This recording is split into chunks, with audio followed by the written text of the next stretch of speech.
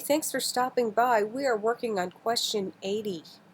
Now, this is from the 100 multiple choice questions, which you can download and practice. These are explanations and reading of the question. Now, question 80 is a segment of questions 78 through 81. So I'm going to quickly read the hypothetical. And this is a contract problem, as you will see, and it involves engaging in a contract with a minor and also regular contract rules. It is general law, general contract law in the United States and abroad too. So here we have a youth who is 17 years old, he's under 18, who's been buying and selling bicycles since he was 11. Now, teller is a guy who is 25 years old, and he's also a bank teller, and he's never bought a bike before. Teller asks youth if he has a bicycle to sell, and youth showed teller a bicycle with a crack in the frame. Teller asks the youth if it would impair the bicycle's utility, and youth said not a bit. In fact, the crack would probably cause the frame to collapse under very little strain, and youth knew this, but teller didn't. And teller said, very well, I'll pay you $100 for the bicycle and I'll pick it up tomorrow.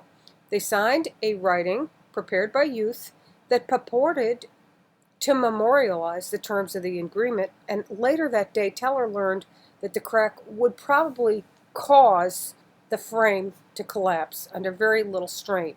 So let's go over to 80. Assume the writing purported to describe the bicycle by a serial number, but youth mistakenly inserted a serial number 100B and the number of another bicycle in his possession instead of the number 100A, the number of the bicycle being sold. No one noticed the error until time for delivery.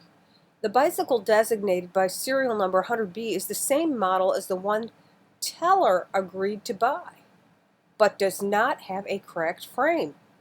Youth delivered the bicycle with the cracked frame, serial number 100A, but teller refused to accept it. Thereupon, youth tendered the sound bicycle, serial number 100B, which teller also refused to accept.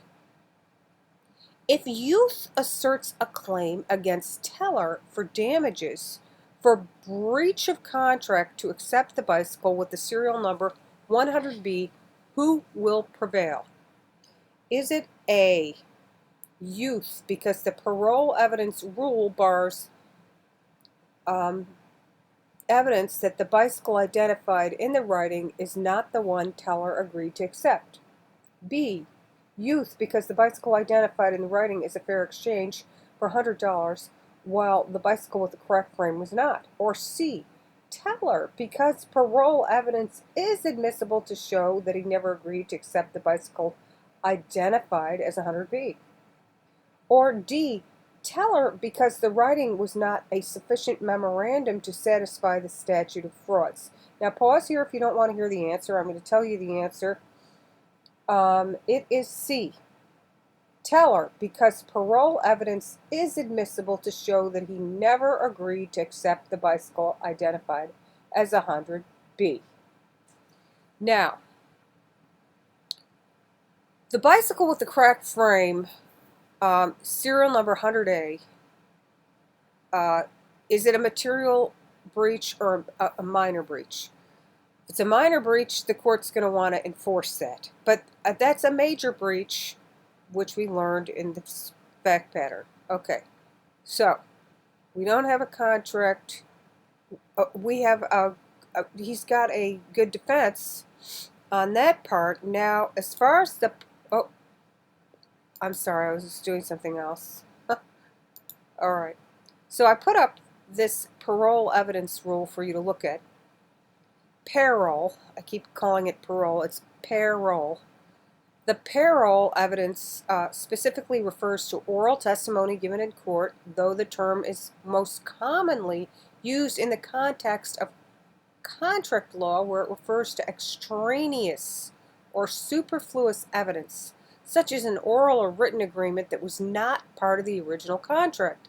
The parole evidence rule states that once a written agreement has been signed by all the parties, it cannot be changed by an oral agreement, except when fraud or serious mistake is involved. Now remember, there was a material breach with the crack that was almost like fraud.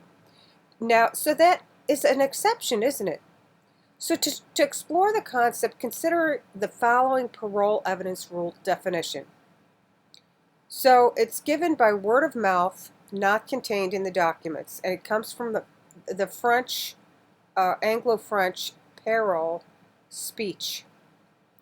And if you want to read more of this, just look it up and go to that link and scroll down and read the rest. But I believe this is enough for you to understand why C is the best choice, that he doesn't have to accept 100B. Just reread the fact pattern if you're having a little trouble. It's sometimes kind of, a lot of different innuendo and things going on. Okay, we're going to move to the next one.